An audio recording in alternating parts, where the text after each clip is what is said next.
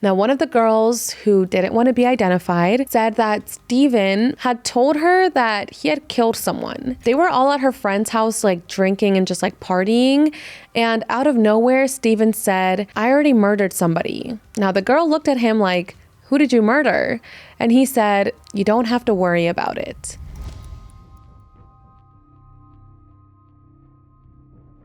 Hey everyone, welcome back to What Happened with Jackie Flores. I'm Jackie and I hope you guys are doing super well. Welcome to episode 24. Today we're going to be talking about what happened to 15-year-old Leah Anderson. I've actually never heard about this case before and I'm shocked at that because it's unsolved. I definitely think that Leah's murder needs more coverage and it's just a really shocking case because when Leah was younger, her dad was actually murdered. And then Leah was murdered. The family has just been through so much trauma and like I said, there really isn't much coverage on her case. I was able to get a lot of the information through a news source called CBC, so I will link them under my YouTube video. Thank you guys so much for being here, and with that, let's jump right in and let's talk about what happened to Leah Anderson. Leah Kendra Anderson was born on November 24th, 1999 in a town called Thompson, which is in northern Manitoba, Canada. She was an Indigenous woman that belonged to the Cree community. Now, the Cree community is one of the largest Indigenous groups in North America. There are over 200,000 Cree people today living in communities throughout Canada and in parts of the northern United States, such as North Dakota and Montana. Leah was born to her parents, Sally Anderson and Gilbert Duke. She had two sisters, Tiffany, who was older, and Angel, who was younger than her. And she also had a brother, so there were 4 siblings in total. Now, the siblings were really close to each other, but unfortunately, they had a very difficult upbringing. In 2003, when Leah was only 6 years old, her father Gilbert was murdered. Details about his death have not been publicly revealed. All we know is that his killers were caught, they were convicted of manslaughter, and they were sentenced to life. Their father's death was really hard on the family, but it was especially hard on Sally. You know, she was really struggling to deal with the loss of her husband, and unfortunately, that led to her falling into addiction. Due to her addiction, she lost custody of Leah and of her 3 other siblings. The Welfare Department of Manitoba had to step in, and they placed all 4 siblings into the foster care system. From there, for the next 2 years, Leah and her siblings lived in 13 different foster homes, which of course was so incredibly difficult for them. But luckily in 2005, when Leah was 8, their Aunt Myra and their Uncle Wayne gained custody of all 4 siblings. The siblings moved in with their aunt and uncle to a community called God's Lake Narrows, which is an Indigenous reserve for God's Lake First Nation. And for those who don't know, an Indigenous reserve is a tract of land set aside by the Canadian government for use by First Nations, that is, the Indigenous people who the land first belonged to. While some reserves are places where members of a First Nation live, other reserves are used by them for hunting and other activities. As for God's Lake Narrow, it was a very isolated town of only about 1,300 people, which is very tiny. I believe my high school had 1,500 people, so just imagine how tight-knit this community was. Everyone in this town belonged to the Cree community, and it was pretty secluded from the outside world. There weren't that many ways to get into town. You either had to fly in, or in the wintertime, you actually had to go in by an ice road. An ice road is basically what it sounds like. It's a human-made road that is made on frozen lakes and rivers. Now, these are really common in the northern part of Canada, and they connect the communities, making it easier to get supplies into town. I'll put a photo up here of what an ice road looks like if you guys are watching this on YouTube. If you're listening to this, you guys can Google it, and I'm sure there'll be like thousands of images of what this looks like. So yeah, if you wanted to get into God's Lake Narrow, you had to fly in or go through this ice road. As I mentioned, the population was 1,300, so it was a very small town, and everybody knew everybody. There were actually only 285 homes on the reserve.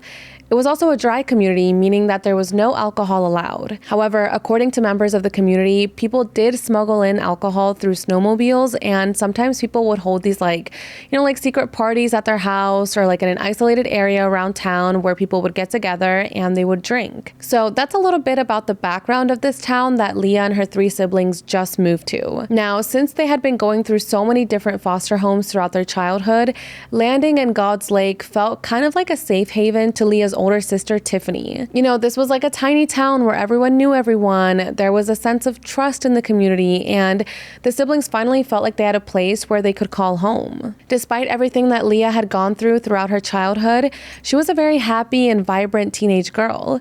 Her Aunt Myra says that Leah was just full of life and she wasn't shy. She was willing to do anything and she would put herself out there. Everyone says that she was so happy to finally be reunited with her family after going through the foster care system, and that she wanted to fully take part in her Cree culture and heritage. So she was very active in her community, and she was even chosen to become a youth chief. Leah also loved the arts, and she was a singer and a dancer. Her plan after high school was to go to the University of Winnipeg and study art there. Now, there really wasn't much to do in this town. One of the main activities that everyone would do was skating at the local ice rink. And Leah got really into it. She absolutely loved ice skating and going to this local ice rink to meet up with her friends.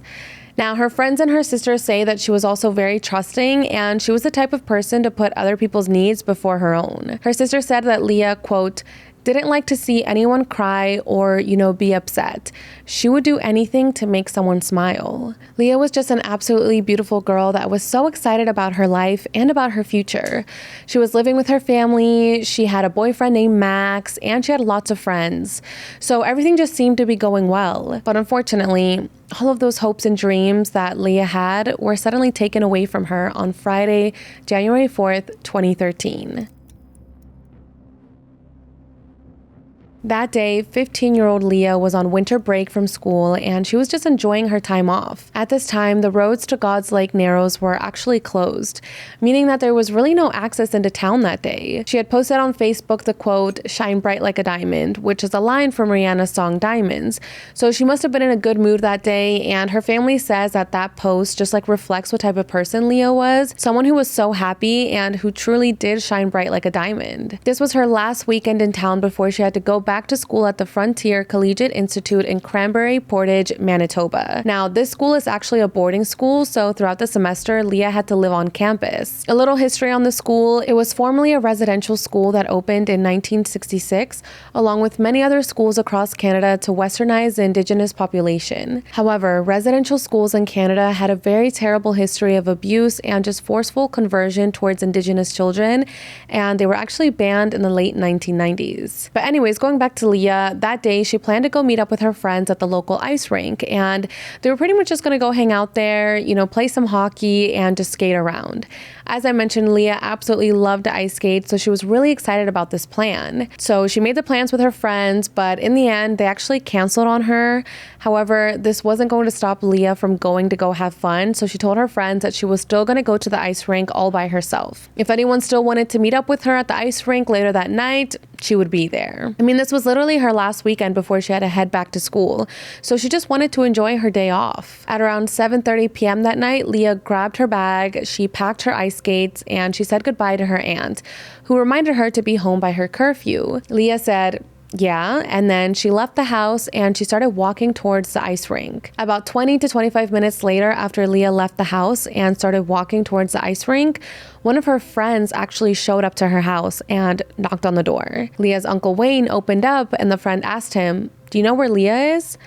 And he said, "You just missed her. She literally just left 20 minutes ago. You didn't see her on the way here?" And the friend said no, that she didn't run into Leah at all during the path. The friend explained to Uncle Wayne and to the Aunt Myra that she had gone to the ice rink looking for Leah because they had plans to go hang out there, but that Leah had never shown up. I haven't been able to find if Leah's aunt and uncle were freaking out at this time. Maybe they assumed that Leah had gone to a friend's house, or that maybe she was at the ice rink and that the friend had just missed her.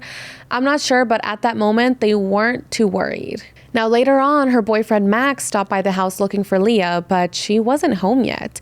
He actually stopped by a few more times, including after her curfew, to see if she was home, but she wasn't. He said, quote, "I kept going to her place, checking if she was there. They said she wasn't home," referring to her aunt and uncle.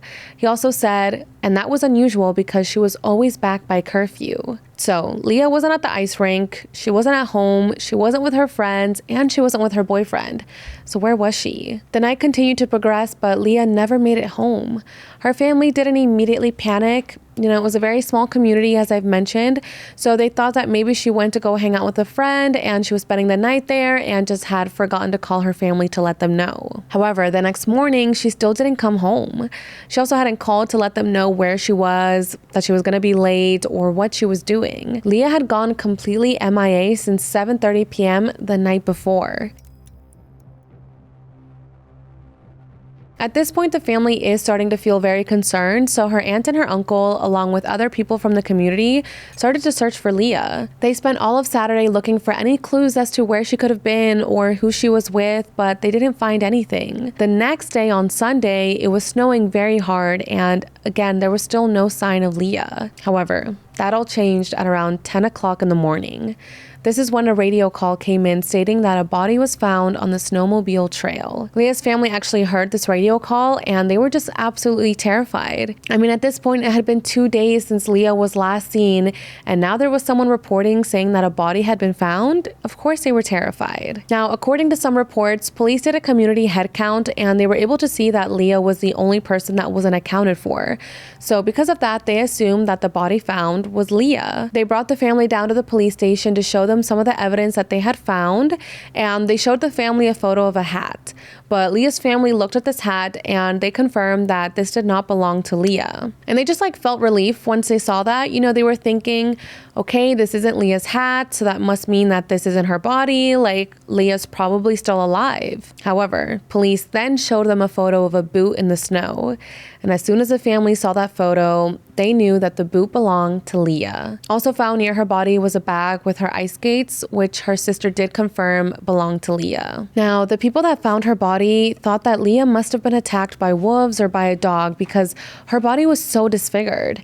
It just seemed like she had been attacked by animals. However, upon further investigation, detectives quickly realized that Leah was not attacked by an animal. In fact, she had been brutally beaten and murdered. It wasn't a dog that did this. It was a person. This just absolutely shocked the community because everyone knew each other in this town and the roads were closed at night. So that meant that the attacker had to be someone that they all knew. And again, since the roads were still closed, that meant that the killer was most likely still in town while detectives were investigating. Myra said that this was on her mind every single day. The fact that someone in the community could have done this to Leah, and she kept thinking, who did this? Do I know this person? Is he here? It must have been so scary wondering, is the killer in the room with us? An autopsy was done on Leah and it concluded that she had multiple defensive wounds on her hands, meaning that she fought her attacker and she fought with her life. Her exact cause of death has not been revealed, so we don't know if it was from a head injury or internal bleeding. We're not really sure what the murder weapon was or if there even was one. All we know is that she was beaten to death. It's also believed that her time of death was on January 4th, the night she disappeared, just before 10 p.m. Now, detectives don't believe that she was actually murdered on this trail. They just believe that someone left her body there. And what's interesting is that this trail actually isn't part of the route that she would take to get to the ice rink. So how did she end up here? There was also a toxicology report done and it concluded that Leah had no drugs or alcohol in her system.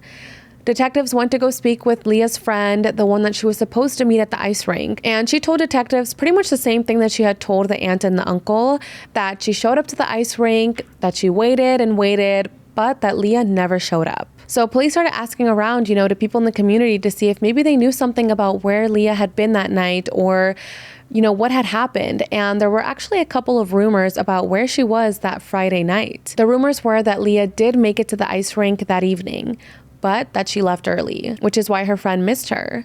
A few people said that they actually saw her at a house party that night hosted by a woman named Josephine Chubb. Now, Josephine is Max's cousin. Remember, Max is Leah's boyfriend. So according to the rumors, Leah was at Josephine's house that night at a house party, but it was an all-girls party, so when Max went to his cousin's house to look for Leah, he was denied entrance because they were like, oh, no boys allowed, only girls. And again, I just want to re-emphasize that this is just a rumor. Leah's family, her friends, and even a couple of the detectives have spoken about this rumor, but there really has been nothing to confirm that Leah was there. So this is just word of mouth, but people have said in news articles and in interviews, I saw her at this party. Now, when Josephine was asked about that night, she said that Leah was never at her house party and that she didn't even know her. All she knew was that Leah was a little girl. That's it. But a lot of people find it hard to believe that she didn't know who Leah was, considering Leah was literally dating her cousin Max, and it was a small town. On top of that, Max confirmed to detectives that he did go to Josephine's house that night looking for Leah, and Josephine confirmed that Max showed up that night, but that she didn't let him in. So this story is just like a little bit blurry. So yeah, a couple of people have said that they saw Leah at the party the night she was killed, but again, this has not been like 100% confirmed. Now, going back to the investigation, Leah's family was trying to search for clues that could point them to the killer.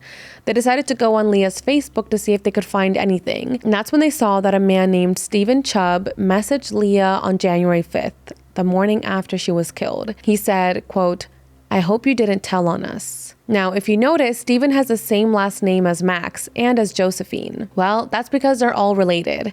Stephen is Josephine's brother and Max's cousin. So literally, how does Josephine not know who Leah was when, her brother was talking to her and her cousin? So Leah's family sees this message and they're just a little bit confused.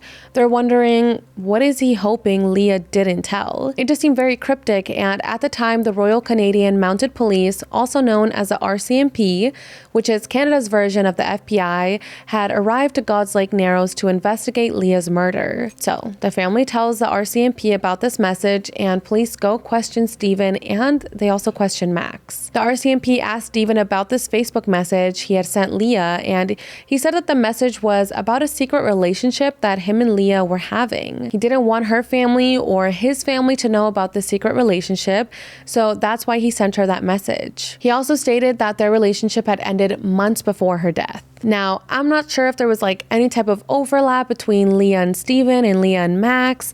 I don't know what the timeline is for that, or if Max even knew about this relationship. If their relationship did end months before her death, why is he randomly messaging her that? If the relationship was already done for some time now, there's no need to remind her to not tell people. Now, Stephen was brought in twice for questioning, and he was also given a lie detector test, which he passed. Again, we know how unreliable those are, and the creator of the polygraph test wishes that they wouldn't be taken so seriously. So even if Stephen did pass the test, it doesn't mean he's innocent. Moving over to Max, he was also questioned by the RCMP, and he was also given a polygraph test, which he passed. Investigators were able to get a warrant for Max's home. They searched the place, but they didn't find anything. After that, there really weren't any leads. Leah's family said that the RCMP was there for a few days thoroughly investigating the case. But then they just left. They just left everything behind, the investigation and the family behind, wondering, what happened? Who is Leah's killer? A few months later, in April of 2013, the community got together to make a $10,000 reward for information leading to an arrest in Leah's case. At first, everyone thought that this was going to be solved quickly, because the roads were closed at night. So everyone assumed that the killer was in one of those 285 homes in this community. But at this point, it honestly seemed like police had no idea who could have possibly done this. 18 months after Leah's murder, the RCMP finally came back to God's Lake Narrows, and they took DNA samples from several people in the community, mainly those who volunteered their DNA, and they also did take a swab of Stephen's DNA. It was revealed that on Leah's clothing, investigators had been able to collect DNA that they established was from a male DNA profile. But again, it didn't lead anywhere, and the RCMP just left again. The RCMP said on their website that they had knocked on every door in the community and had originally had a few people of interest, but that they were, quote, cleared through various investigation techniques such as polygraph, DNA analysis, and corroborating statements confirming alibis. I don't know, to me it just doesn't seem like they did enough. The fact that they were only there for 2 days when Leah was first killed, and then they didn't come back for another 18 months just seems really shocking. That could have given the killer enough time to get rid of evidence or get their story straight, just There was just so much time wasted, and as we know, polygraphs are unreliable, so it seems like the RCMP should know that too. And on top of that, an alibi is also a pretty easy thing to lie about. Now, a reporter named Connie Walker, who reports for the CBC, actually traveled to God's Lake Narrows to investigate Leah's death. She spent 5 days there speaking with people in the community about what they had heard in regards to the murder and just trying to get more information as to what happened. She said that on her last day in God's Lake, she met 2 women who heard a very shocking admission at a party a couple of months after Leah was killed. Now, one of the girls who didn't want to be identified said that Steven, the guy I mentioned earlier who messaged Leah on Facebook, had told her that he had killed someone. They were all at her friend's house, like drinking and just like partying. And out of nowhere, Steven said, "I already murdered somebody." Now the girl looked at him like, "Who did you murder?" And he said, "You don't have to worry about it." And it wasn't just this girl who heard Steven confess to this. Leah's own cousin named Destiny also confirms the story. She was actually there when Steven admitted this. She remembers him saying, "I committed murder, I'm going away for a long time, and I'm going to hell." Which is shocking. I feel like that's not something you say as a joke. Like, you don't just go around telling people that you murdered someone, that you're going away for a long time, and that you're going to hell. And you also don't say that in front of the cousin of a murdered girl. It's just not okay. It could have been a joke, but it also could have been an admission. So the reporter Connie hears this from Destiny and from the other girl, and she actually tracks Steven down and she asks him about this. Remember, they all live in this small, tiny community, and he's literally Josephine's brother. So she just goes to Josephine's house and she asks to speak to Steven. You can actually watch the video of this interrogation on YouTube of Connie confronting Steven. So I will link that under my YouTube channel. She confronts him about the statement that he said, and he admitted to saying that, but he said that it was stupid and that he was just messing around. In the video, he looks nervous while answering this question. He kind of laughs a bit when he admits that it was a joke, but still, I just don't understand how someone could joke about this, something so serious. Connie then asks Steven, "Were you involved in Leah's death?" And he calmly says no. And then the interview ends. Now remember, investigators did take DNA samples from Steven, and he told Connie that he hopes that the test results will clear his name. The mini documentary that Connie did was very interesting. She speaks to Leah's sisters, to her aunt, and to other people in the community, so I highly recommend that you guys watch it. That's pretty much the latest information I was able to find about Steven. He denies having anything to do with Leah's death, and he claims that he was joking about killing someone. So I don't know. What do you guys think? Now, detectives believe that Leah was killed by someone from the reserve since the roads were closed that day. However, Leah's family is open to the idea that maybe it was someone from outside of the community. People would ride snowmobiles into the reserve to sell alcohol, and considering that there was a party that night, it is possible that someone had come into town that night that didn't live there. Someone that wasn't well known to the rest of the community. Leah was also found on a snowmobile trail, suggesting that her body was left on their way out of town. So yeah, it is possible that this person didn't live in town, but that they were known to Leah. And remember, it snowed that morning, so a lot of evidence like snowmobile tracks would have been covered up by the snow.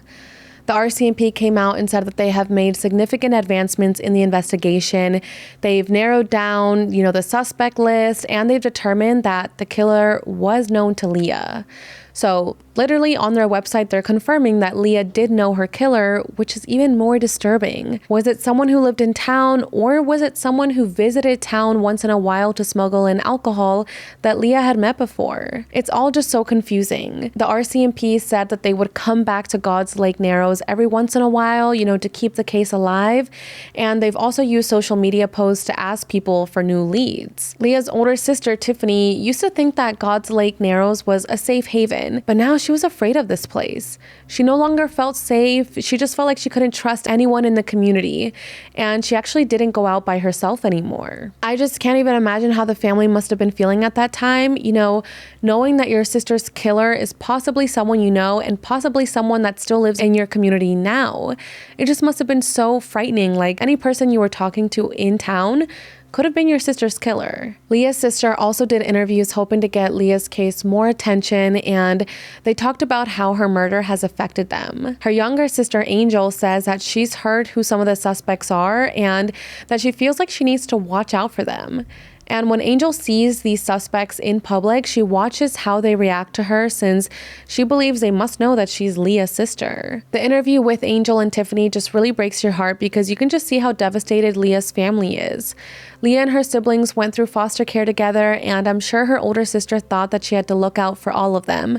So I can only imagine how hard her murder must have been, especially after they were all finally able to feel safe. You know, they were reunited after going through the foster care system, and they were with their aunt and uncle, and then this terrible thing had to happen to them. So years went on with no updates, but then in 2017, a 23-year-old man from the community, whose name has never been publicly revealed, was arrested in connection to Leah's case.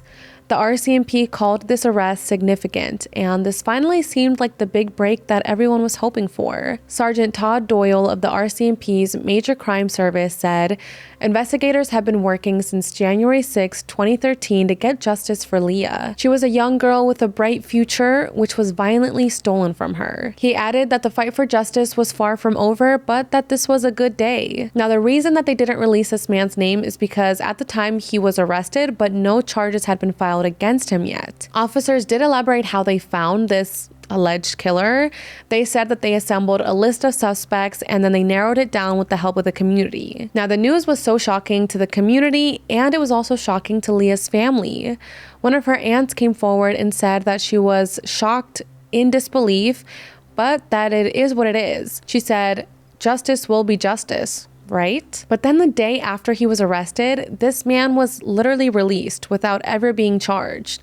Now, the reason for his release has never been explained to the public, but investigators still say that he is a suspect. Now, people believe that they just didn't have enough evidence to actually charge him.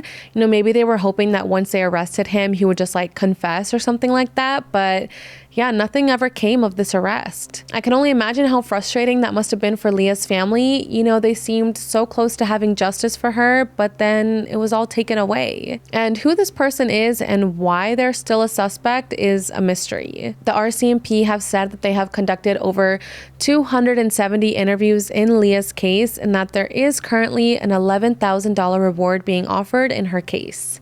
In 2015, Leah's sister Tiffany and another one of her aunts, Josie, organized an annual walk from God's Lake Narrows to Winnipeg to help raise awareness on her unsolved case. That same year, a group of nearly 40 people walked from Thompson to Winnipeg to call for a renewed inquiry into Canada's missing and murdered Indigenous women. In 2014, Tiffany actually gave birth to a daughter whom she named after her sister Leah. Now, the last time that the RCMP was in God's Lake Narrows was in 2020.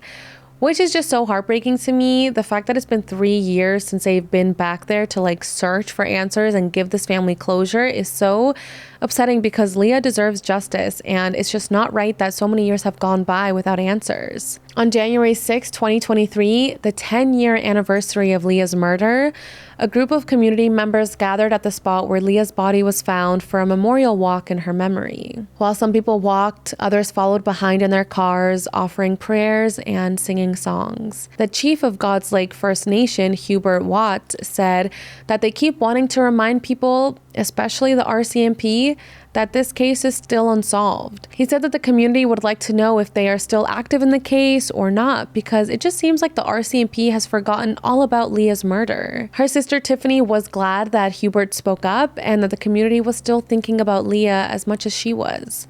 She admitted that losing Leah was so hard on her and her other two siblings because, you know, she was always the sunshine in the room, and just losing a sibling is so incredibly hard. Tiffany also added that she had spoken to the police about her sister's death in 2022, but that she basically just received the same answers as always. She just wants the RCMP to return to God's Lake Narrows and continue their investigation. Manitoba RCMP's Chief of Staff, Chris Johnson, said that the investigation is still ongoing and that it's a difficult one one, so he can't really discuss the nuances of the investigation with the public. He also added that he had plans to speak to the community the weeks after Leah's death anniversary, but we're not sure if he ever followed through with that. He urges a perpetrator to think about the 10-year anniversary of Leah's murder as a chance of self-reflection and, to take responsibility by coming forward. He said that it's easier to take the coward's route, but in doing so, the murderer will carry a heavy burden for the rest of their life. The investigators are still dedicated and motivated to bringing Leah justice. Now, I wish there was more that I could tell you guys. I wish that her killer was found and that Leah did get justice. But unfortunately, that's not the case right now. So let's go over some unanswered questions that people have regarding Leah's death. One of the smaller details in this case that I couldn't find an answer to was if Leah had a cell phone. There were articles saying that she was texting her friends about the skating rink plans, but I wonder if those articles were actually referring to her messaging them on Facebook or something like that. Because there's literally no mention of Leah's text messages or her phone's location or when it was turned off or where it last pinged or anything like that. And this happened in 2013, so it wouldn't be uncommon for someone Leah's age to have a cell phone. Also, her friends showing up to her house and to the parties looking for her also makes it seem like she didn't have a phone. And I feel like the phone could help a lot, showing where it was last turned off or where it last pinged, that could pinpoint where she was murdered. Now, another question is, where was Leah killed? It's believed that she was just left there on the trail, so where was she actually killed? Because a murder like that would have created a lot of blood. Also, if she was just left there, when did that happen? Was it the night that she was killed or just before the storm? Or was she actually killed there on the trail? And if she was, that means that she would have had to travel there with her killer when she was alive because again, this trail was not on the way to the ice rink. If this person did live in the community, how did no one see them coming home covered in blood or acting weird? Another odd thing is, why does Josephine deny Leah was at the party when several other people have stated that she was there? I just wish there was more clarification on that or for a way for police to confirm this. I've also read online that even though these communities are isolated, people can still get to them by snowmobile and often do even when the roads are closed. So again, as I mentioned earlier, it's totally possible that someone who wasn't from this town did this. Now, another theory that some people have is that Leah was actually run over by a snowmobile, insisting that they do cause serious damage. And again, when she was found, people thought that she was attacked by an animal because of how disfigured she was. So maybe a snowmobile did run her over or, hit her, and that's how she got so injured. Now, something that was also interesting to me was that the friend that stopped by Leah's house shortly after she left for the arena, but they didn't somehow cross paths. How does that work? Does that mean that Leah took a different route or that she actually wasn't even going to the ice rink in the first place? And what about the hat that was found next to Leah's body? Who did it belong to and why was it there? Have police put out flyers asking people to come forward if that's their hat? I just feel like that might be a bigger piece of evidence than it seems. Often people in small-knit indigenous communities have a distrust of the police and they don't want to speak to them as they've experienced violence, abuse, and discrimination by them. Could it be that someone does know what actually went down, but that they're afraid to come out and speak about it? Interestingly, in 2018, there was another murder in this community where a community member was charged. RCMP arrested a 37-year-old man, Michael William Okamau, and they charged him with the murder of 22-year-old Crystal Andrews, who had gone missing in 2015 while heading back home from a Halloween party. Similar to Leah's, Crystal's body was found on a trail the next day, and it was determined that she died from serious assault. Leah's story is another frustrating and unfortunate case in a long list of cases that involve missing and murdered Indigenous women. According to the Aboriginal Alert, Indigenous women and girls were involved in 2/3 of the missing alerts in 2022. That's over 600 missing alerts in 12 months. 76 of those women and girls are still missing, and 15 of them were reported deceased. Here in the United States, Indigenous women and girls are murdered 10 times higher than all other ethnicities. In fact, murder is the third leading cause of death for Indigenous women, and more than 4 out of 5 Indigenous women have experienced violence. More than half Indigenous women experience sexual violence, that's 56.1%, and have been physically abused by their intimate partners, that's 55.5%. Now, less than half of Indigenous women have been stalked in their lifetime, That's 48.8%. In 2018, an Associated Press investigation found 633 Indigenous women made up 0.7% of open missing persons cases, despite being 0.4% of the U.S. population. According to the CDC's National Intimate Partner and Sexual Violence Survey, American Indian and Alaskan Native women experienced the second highest rate of homicide in 2020. The Missing and Murdered Indigenous Women, or MMIW, is a movement started by Native people and allies to raise awareness for loved ones who have been murdered or reported missing. February 14th is observed as Missing and Murdered Indigenous Women's National Day of Action and Awareness, and May 5th is observed as the official MMIW Day. You can show your support and solidarity by wearing red on both of these days. Those statistics I just mentioned are so shocking and just sad. I mean, why are there so many of these cases still unsolved? Why isn't there more coverage on these cases? Like, not just on social media, but I also feel like in the news, I never really hear about missing or murdered Indigenous women, and that's just not right. You know, their stories need to be told and their cases need to be solved. Going back to Leah's case, there is a Facebook page called Justice for Leah Anderson, which I will link under my YouTube video. The page is very active. They post updates on the investigation, and it's definitely a good way to show support to the family. You know, by following the page and interacting with their posts, it shows the family that people still care and that people are still looking for answers as well and are just supporting the family. If you have any information about this case, please contact the Winnipeg detachment of the RCMP at 204-983-5420. Those who want to stay anonymous can call Crime Stoppers at 1-800-222-8477. In 2017, Leah's mother, Sally, passed away, and she never got to find out what happened to her daughter or who killed her. Tiffany says that 10 years later, she has a message to her sister's killer. She said, "If I could say something to that person, I would let them know that I already forgave them. I hope that they find peace with themselves after living with something like that." And with that, that is pretty much all the information I have for today's video. I will definitely keep you guys posted on the investigation. I encourage you guys to continue to share Leah's flyer, share her story, and keep spreading the word about her murder. It just needs to be solved and she needs justice.